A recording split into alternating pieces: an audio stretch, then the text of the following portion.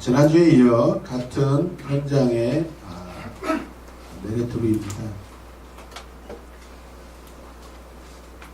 아브라함과 사례는 여러 가지 방법을 동원했지만 그런데도 아브라함의 아내 사례는 여전히 자식을 낳지 못했고 그의 종 하갈은 그저 도망한 상황을 우리가 볼 수 있습니다. 잠시 여기서 우리가 사례와 하갈의 어떤 차이를 좀 살펴보고자 합니다. 아내 사례와 여종 하갈의 결혼 비용은 결혼 지참금을 아내는 가져온 것입니다. 그러나 여종은 결혼 지참금이었고요. 남편 재산의 상속권에 대해서 아내 사례는 상속권이 있고 여종 하갈은 상속권이 없습니다. 자녀에 관한 것도 아내 사례에게서 난 자녀는 상속권자이지만 여종 하갈에게서 난 자녀들은 여주인의 소유로 돌아간다는 것을 우리가 기억했으면 좋겠습니다. 종이나 첩이 주인을 멸시할 경우 당시 아브라함 시대 고대 문화에서는 두 가지 가장 큰 법이 있었는데 첫 번째 법은 함무라비 법전에 이렇게 나와 있습니다. 사례는 첩 하갈에게 낙인을 찍어 종으로 계수할 수 있으나 팔아 버릴 수는 없다는 거죠. 왜 그렇죠? 역시 마찬가지로 사례가 이것을 다 할 수 없다는 것이죠.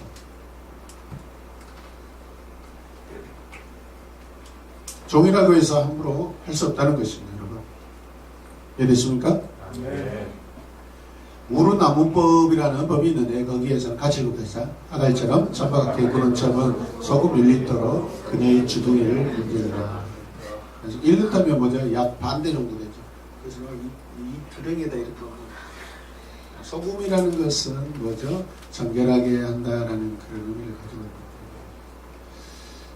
고대 시대 이 법도 이 여종의 천박한 그런 행위에 대해서는 반드시 이렇게 바로 잡는다는 그런 의미가 있는 것이죠.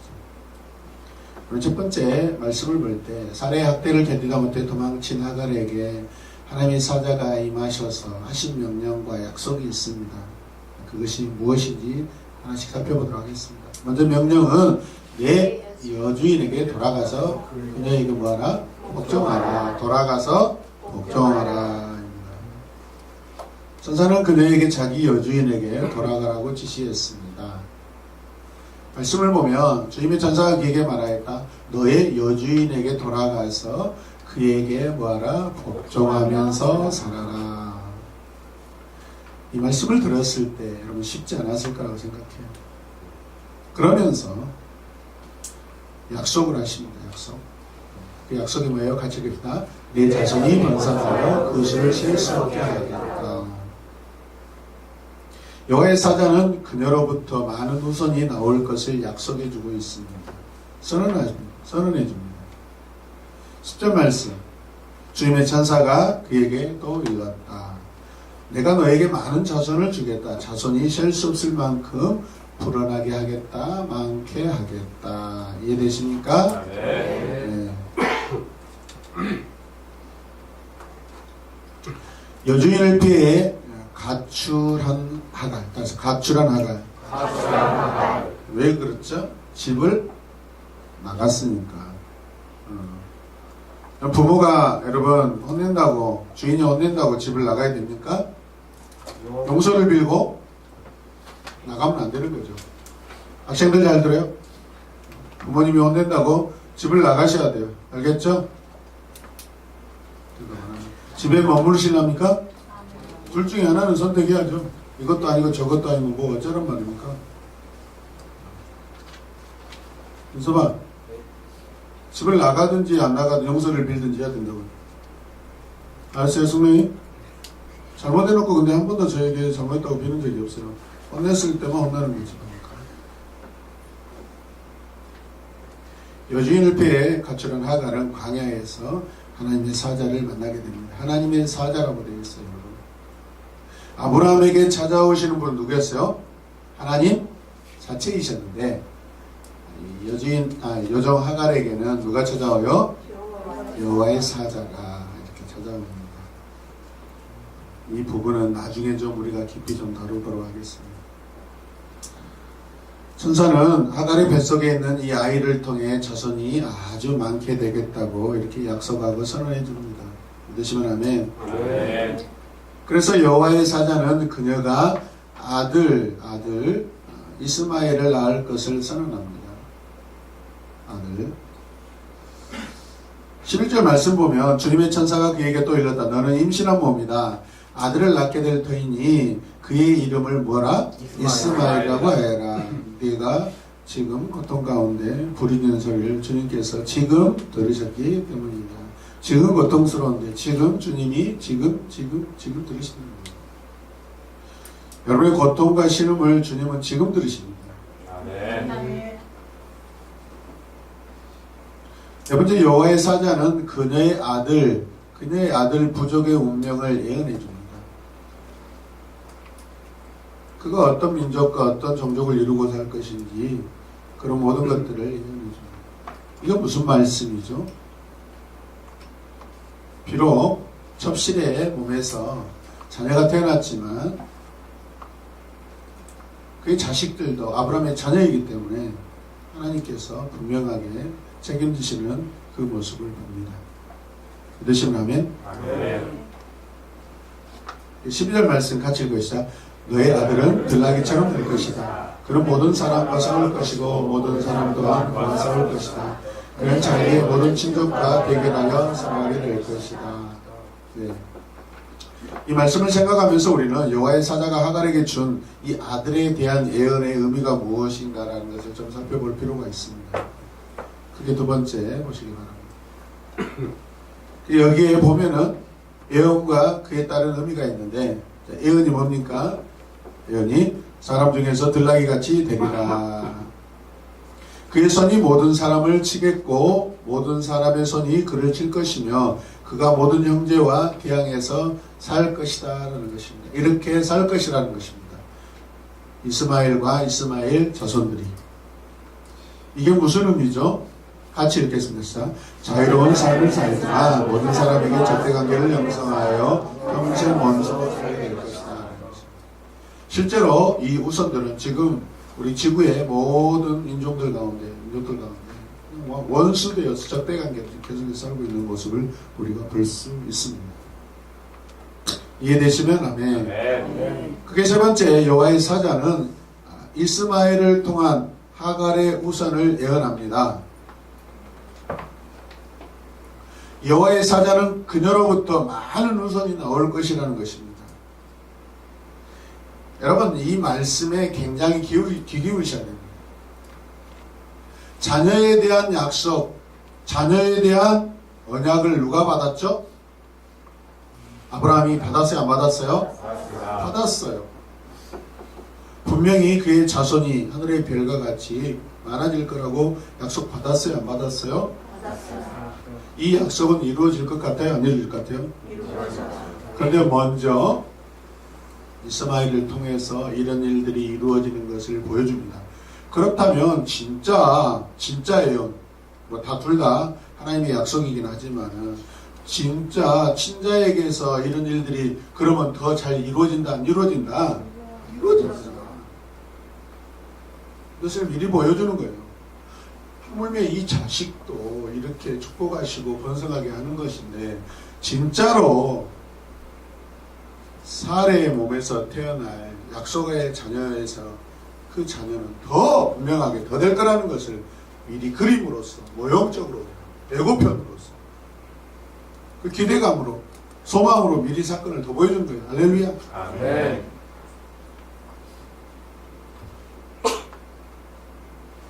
교회 집사님들이 순종하여서 받은 거는요, 다음에 오실 성도들이 그 복을 받는다 안 받는다? 받는다. 그럼 하나님께서 미리미리 보여주시는 거예요. 그래서 좋은 믿음의 그 복의 계열에서 이탈하지 않고 순종하며 사시기 바랍니다. 아멘. 막무가내 교회를 섬기라는 것도 아니고 헌신하고 순종하고 기쁜 마음으로 자원해서 주님의 교회 몸된 교회를 섬겼을 때 하나님께서 이렇게 복을 주시는구나. 아멘입니까? 아멘. 이번에 왜 두 가정이 교회 근처로 이사 오게 됐어요? 하나님의 크신 은혜이지만은 이제 교회가 더 힘을 얻으라고 그렇게 은혜를 주시는 거예요. 오시는 분들도 하나님의 계획을 분명히 여러분 확정하셔야 돼요. 아멘. 알겠습니까? 아멘. 더 힘써 하는 대로 시간을 아끼는 거죠.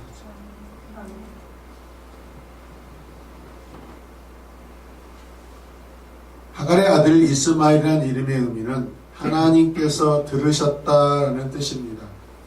하나님께서 들으셨다. 같이 보면 하나님께서 들으셨다. 하나님께서 들으셨다. 하나님께서 들으셨다. 하나님께서 들으셨다.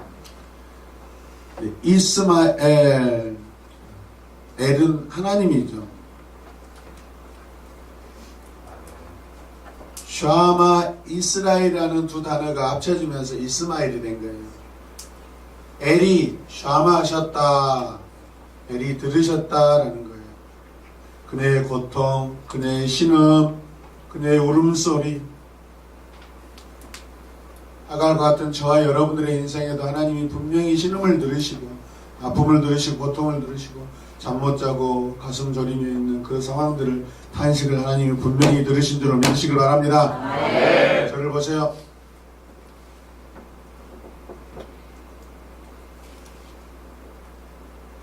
그러면서 하나님께서 그 이스마엘이라는 사람이 어떻게 돼요? 너의 아들은 들나귀처럼 될 것이다. 그의 모든 사람과 싸울 것이고 모든 사람 또한 그와 싸울 것이다. 그는 자기의 모든 친족과 대결하며 사랑하게 될 것이다. 라고 이제 이 아들이 삶에 대해서 말씀해 주셨던 것이죠.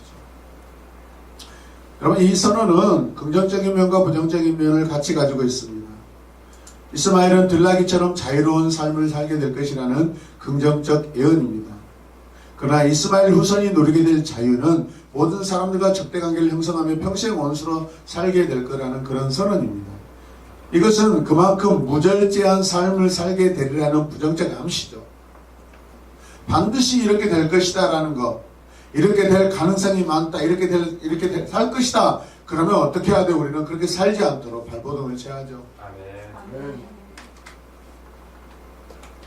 우리는 아담의 후손으로서 죄의 본성을 가지고 있습니다. 우리는 무조건 타락하고 우리는 무조건 죄를 지을 수밖에 없습니다. 이게 마치 하나님께서 이스마엘에게 선언한 그런 모습입니다. 그럼 우리는 포기해야 됩니까? 아니죠. 우리의 삶을 구원하시고 우리의 삶을 만지시고 우리의 삶을 새롭게 해주실 여러분 주님과 그 성령님을 기대하셔야 돼요. 하나님의 영을 사모하셔야 돼요. 아멘. 그게 우리의 삶에서 이루어야 될 성화 sanctification이라는 거예요. 거기에는 헌신이라는 의미가 포함되어 있습니다. 나를 다듬고 깎고 나를 절제해야만 이루어지는 거예요, 여러분. 가만히 앉아서 거룩한 모습으로 변화되지 않습니다. 그래서 우리는 자라나야 한다는 거예요. 아멘. 네 번째, 여호와의 사자는 광야에서 하갈을 발견하고 그녀에게 주인에게 돌아가라고 지시합니다. 여호와의 사자는 광야에서 가출하여 고통으로 씨름하는 하갈을 만나줍니다. 그래서 천사는 하갈을 발견하고 그녀에게 그녀가 처한 궁지에 대해서 물어보십니다. 지금 상황이 어떠냐?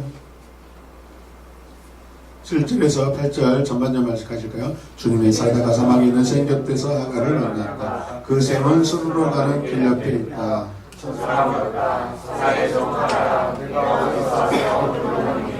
네, 우리 인생이 무엇이에요? 어디에서 와서 어디로 가는지 잘 모르는 것이 우리 인생이에요.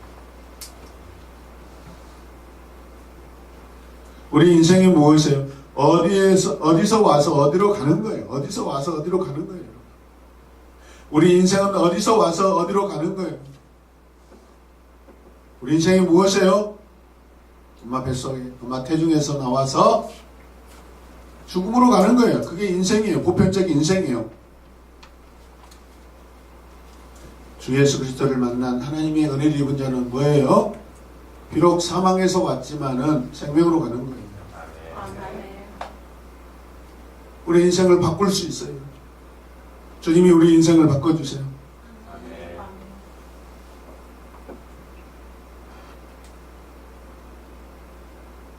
세상 사람들에게는 어머니 생명에서 와서 사망의 죽음으로 끝나는 거예요. 어머니 생명에서 결과는 사망으로 가는 거예요. 이게 세상 사람들이 생각하는 질서예요. 근데 우리는 아니에요. 죽은 몸으로 태어난 게 아니에요. 우리는 사망으로 태어났어요. 왜? 우리는 범죄한 자입니다. 우리는 처음부터 범죄했어요. 믿으시면 아멘. 아멘. 우리 죽어서 죽음에서 왔는데 생명으로 가는 거예요. 이해되시면 아멘. 아멘. 사람들은 살아서 왔지만 결과는 죽음으로 가는데 우리는 밖에 있어야죠. 이 논리가 이해되십니까, 여러분? 아멘. 하갈의 고백도 보십시오. 하갈은 자신이 사례로부터 도망쳤다고 설명하고 있습니다. 고통 가운데 거기서 출발해서 왔다는 것이죠. 고통 가운데 왔으면 고통으로 끝나야 되는 인생인데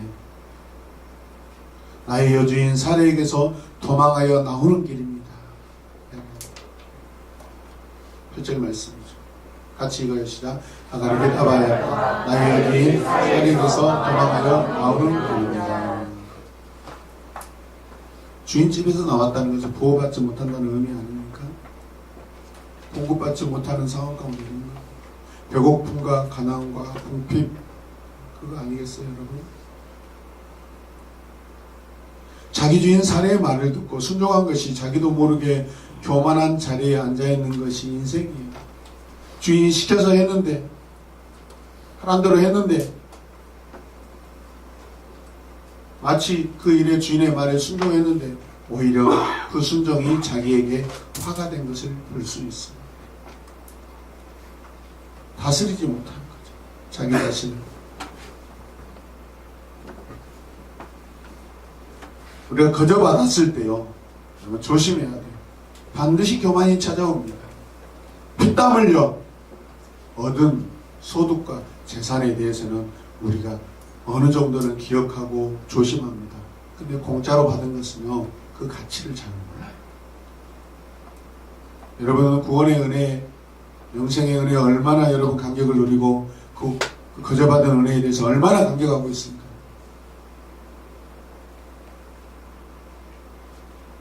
특히 우리 자녀들 조심하셔야 돼요. 여기 펴시고 들으세요. 하나님 말씀을 듣는데 그냥 소파에 앉아서 듣는 것처럼 하시면 안 돼요.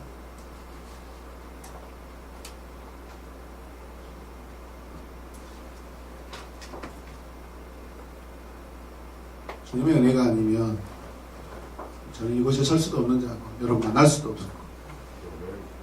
이 세상에 이미 사라졌어야 될 그런 인생이고 존재라고 생각해요. 부끄러워서 다 말을 못하겠습니다. 그런 저의 삶을 제 자신이 알기 때문에 빛의 세계에서 사는 그 은혜를 감히 무엇과 비교할 수 없는 거예요. 할렐루야. 아멘. 그것을 가슴에 항상 씹으시고 여러분 새기셔야 돼요. 되새김대로 하셔야 돼요. 그렇지 않으면 죽어요, 여러분. 아멘.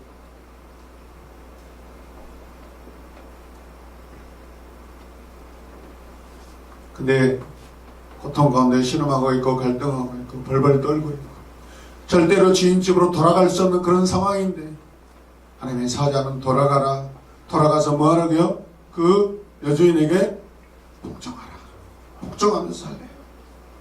죽으면 죽었지 할 수 없는 상황인 것 같아요. 근데 그렇게 돌아가는 것이 그 여인에게는 살 길이에요, 여러분. 아멘. 아, 이번 참에 나도 독립하고 자유롭게 살아야 돼. 고대 시대 여자 혼자 어디 가서 특히 뱃속에 지금 임신한 자녀가 있는데 어디가 누구에게 보호받아요? 더 고난이죠. 보호받지 못해. 하나님 무슨 말씀? 하나님이 어떤 마음의 계획을 가지고 이렇게 돌아가는가요? 이건 하나님의 원리예요. 주인집으로 보호받는 집으로 큰 집으로 돌아가는 것이 여러분 방황하는 자에게는 살 유일한 길인 줄로 믿으시길 바랍니다. 아멘. 아버지 집으로 돌아가는 것이 우리는 살 길이에요. 아멘. 하나님 아버지 집으로 돌아가셔야 돼요. 제가 한자로 사랑의 자를 어제 어떤 연유로 한번 봤어요. 어떤 연유로 봤어요. 큰 집 안에, 그죠? 일단 이게 뭐 삼수변은 무슨 뜻인지 잘 모르겠지만 큰 집 안에 반드시 필이 있고 밑에가 벗부자가 있더라고요. 집 안에서 친구처럼 반드시 그렇게 지내는 것이 사랑이라는 그것을 보았어요. 여러분, 한자 안에서. 사랑이 뭐예요? 집 안에서 당연하게 친구처럼 사는 것이 그게 사랑이라는 거예요. 여러분. 어떠십니까? 글자 하나를 보더라도 거기서 여러분 묵상을 하시고 이게 이 땅에 주신 모든 언어들은 다 하나님이 주신 거 아니에요, 여러분.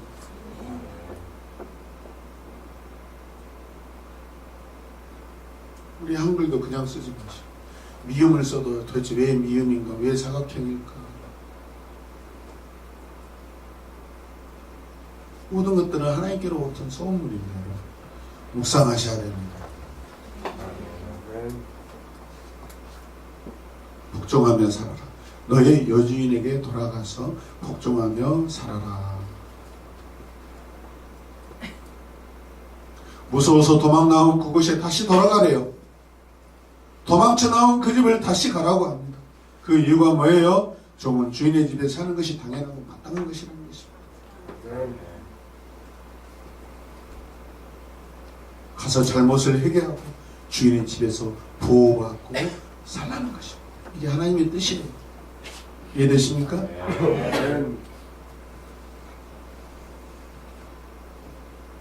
우리는 사자를 통해서 말씀하신 하나님, 하갈에게 말씀하시는 그 하나님, 거기서 우리는 하나님의 자비를 볼 수 있습니다. 같이 읽겠습니다. 하갈은 이 은혜로운 방문에 믿음으로 응답하여 여호와의 이름을 부르고 구원을 기념하는 이름을 우물에 붙였다. 하갈은 여기서 소망을 갖게 돼요. 응답합니다. 감사합니다. 순종합니다, 여러분. 이 구원으로 열매 맺게 되잖아요. 아멘입니까? 아멘.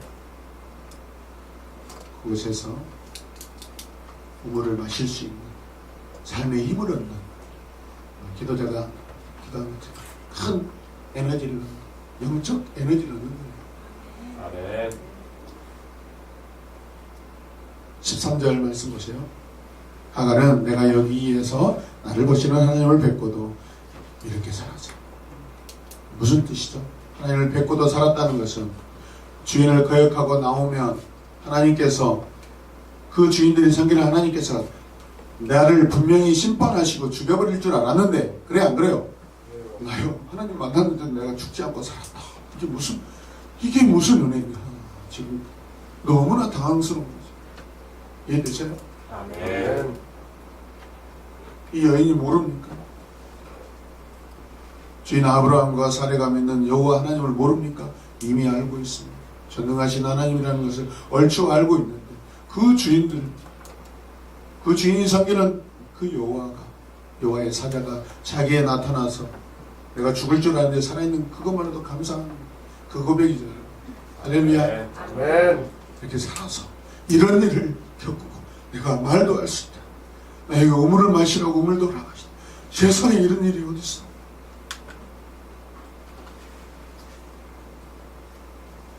보시는 하나님, 하나님이 보시고요. 하갈도 하나님을 봅니다. 관계가 일어나고 있습니다. 할렐루야. 아멘. 엘로이 보시는 하나님. 하나님 누구예요? 보시는 하나님이세요. 누구를 보십니까? 고통받고 신음하는 삶의 광야에서 무서워하고 있는 하갈을 보시는 하나님이세요.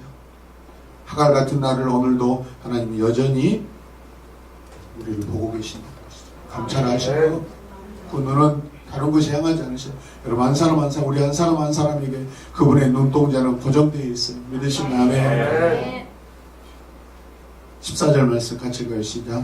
그래서 그 샘 이름도 브엘라 헤로이라고 지어서 부르게 되었다. 그 샘은 지금도 가레스와 베렛 사이에 그대로 있었다. 이런 상황 속에서 14절 안에 보니까 브엘라 헤로이라는 한 샘, 우물이 등장하고 있어요. 근데 그래서라는 접속사가 있어요. 14절에 그래서 이런 상황 가운데 마시지 못하고 먹지 못하고 있는 이런 상황 가운데 하나님께서 찾아오셔서 구원해 주시고 은혜해 주셔서 그래서 새로 받은 그 셈을 부엘라 헤로이라고 그렇게 부르게 되었다는 것이죠. 누가? 하갈이. 접속사를 등장시켜서 이 셈을 소개하고 있어요. 하갈이 광야에서 지쳐있을 때 하나님께서 이 여정에게 생수의 셈을 주시고 그 물을 마시게 하셨다라고 볼 수 있습니다. 주인의 집에서 도망하여 광야에서 지치고 그 두려움과 인생의 허무함에 지쳐있는 하갈에게 하나님께서 생수에 넘쳐나는 셈을 선물로 주셨음을 볼 수 있습니다. 할렐루야. 아멘. 그래서 부엘라 헤로이는 무슨 뜻이에요? 나를 감찰하시는 살아계신 나의 목을, 나를 보시는, 나를 지키시는.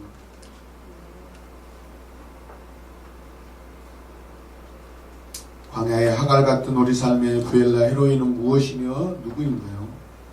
생수 되시는 예수 그리스도이십니다. 주님은 목마름을 채우시는 우리의 인생의 생수가 되는 줄로 믿으시길 바랍니다. 오 주님 채우소서 나의 잔을 높이듭니다. 하늘 양식 내게 채워주소서 넘치도록 채워주소서 오 주님 채우소서 나의 잔을 높이듭니다.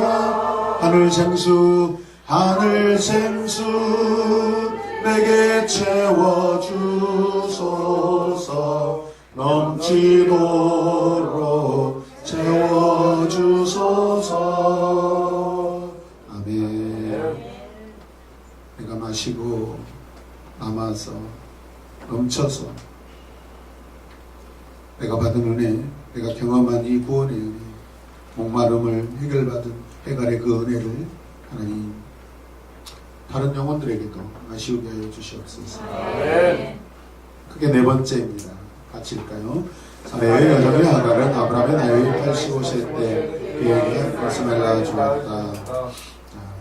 하갈과 아브라함 사이에서 아들이 태어나니 아브라함은 하갈을 낳은 그 아들의 이름을 뭐라고요? 이스마엘이라고 지었다. 하갈과 아브라함 사이에 이스마엘이 태어날 때 아브라함의 나이는 86이었다라고 고백하고 있습니다. 이 사건이 1년 정도 이렇게 걸쳐서 지금 일어나고 있죠. 그죠? 집으로 돌아온 여종 하갈은 아브라함에게 이스마엘 아들을 낳아줍니다. 여기에도 굉장히 중요한 의미가 있어요. 여종이 아들을 낳아주었다. 여자가 아들을 낳아주었다. 이거는 나중에 언약 차원에서 하나님이 낳게 하셨다와 여자가 낳아주었다가 굉장히 대비되는 그런 말의 의미입니다. 어찌됐든 자녀를 낳을 수 있는 허락하신 하나님의 은혜가 이곳에 있습니다. 아멘. 우리 여기에서 하나님의 신실하심을 볼 수 있습니다. 같이 읽읍시다. 광야에서 하갈을 발견한 여호와의 사자는 그녀에게 돌아가라고 지시하고 그에게 이스마엘과 그의 후손이라는 축복을 약속했으며 따라서 하갈로 하여금 하나님께서 그녀의 고통을 들으시고 그녀의 필요를 아신 지점을 기념하게 하십니다. 아멘. 반드시 은혜 받은 것을 기억하셔야 돼요. 은혜 받았던 때를 기억해야 돼요. 아멘. 그때를 기억해야 돼요. 내가 몇 년도에 그때 하나님 나를 찾아오시죠. 그때 상황이 어땠는가. 그때 주님의 교회를 만나게 해주시고 목사님을 만나게 해주고 팀장님 만나게 해주고 팀원들을 만나게 해주고 아멘입니까? 집사님을 만나게 해주셔서 그때 딱 그 필요할 때 내 아픈 그곳을 만지게 하셨다.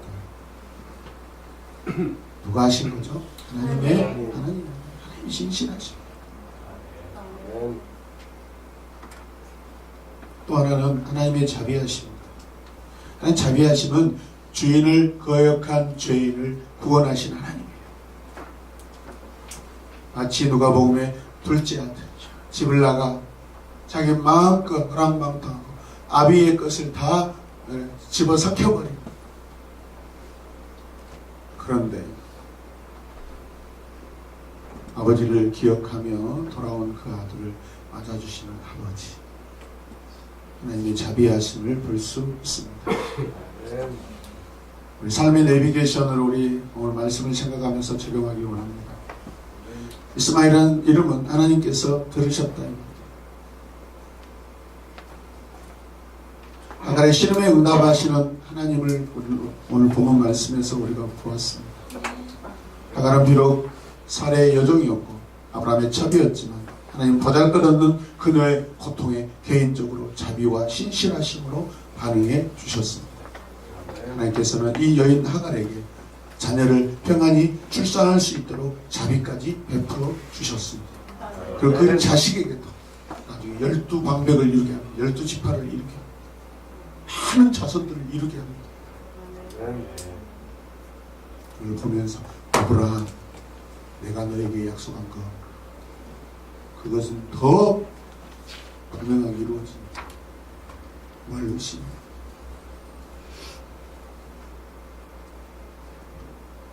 그리고 다음 장이 아브라함이 99세로 넘어가 버립니다. 86세에서 96세로 점핑해 버립니다. 이 가정에 뭐가 있는 거죠? 즉 하나님이 기분 나빠서 침묵하십니까? 아니에요. 어떤 설교자들, 성경학자들은 아브라함이 순종하지 않고 하갈과 동침함으로 말미암아 하나님 화가 나서 몇 년이죠? 86세에서 99세면 20년 동안 침묵하셨다고, 하나님 삐지시고 화났다고 그렇게 해석은 아니에요, 여러분. 오늘 이 마지막, 오늘 이 16절 말씀 안에서 보면은 하나님의 긍정적인 은혜가 있는 거잖아요. 그죠? 그러면 이 말씀을, 이 상황을 가슴에 안고 이 가정 안에서 뭐가 이루어져야 돼요? 하나님에 대한 묵상과 소망과 기대, 인내와 기다림. 할렐루야. 그런 마음을 가지고 17장 99세에 만나시길 바랍니다. 할렐루야. 그리고 대한민국 사회 같으면 우리가 하갈이라면 광야에서 목을 매든지 동맥 끊고 자살하고, 아마 비가 나고 주인 원망하고 미워하고 악심을 품고 자살하고 죽어버릴 수 있습니다. 그러나 하나님은 그녀가 잘못된 것들을 행하기도 전에, 극단적인 그런 행위를 하기도 전에 낙심하고 있는, 고통하고 있는, 갈등하고 있는 그 상황에 사자를 보내셔서 갈증을 해결하시고 구원하시고 가정으로 돌아오게 하시고 아기도 낳게 하시고, 할렐루야, 하이하게 만들어주십니다. 이거는 하나님께서 아브라함에게 하셨던 약속을 미리 보여주는 사건이래요. 인간의 눈으로 보잘것없는 여인이지만 하나님은 그녀의 개인적 아픔까지 아시고 만나주시는 하나님의 사랑과 은혜를 누리시기 바랍니다. 우리 각자의 삶에서 하갈같이 정말 마음이 낮아졌을 때 그 만난 하나님, 응답해 주신 하나님, 자녀 출산의 복을 경험하시길 주님의 이름으로 축복합니다. 마음을 낮추세요. 주님 도와주세요.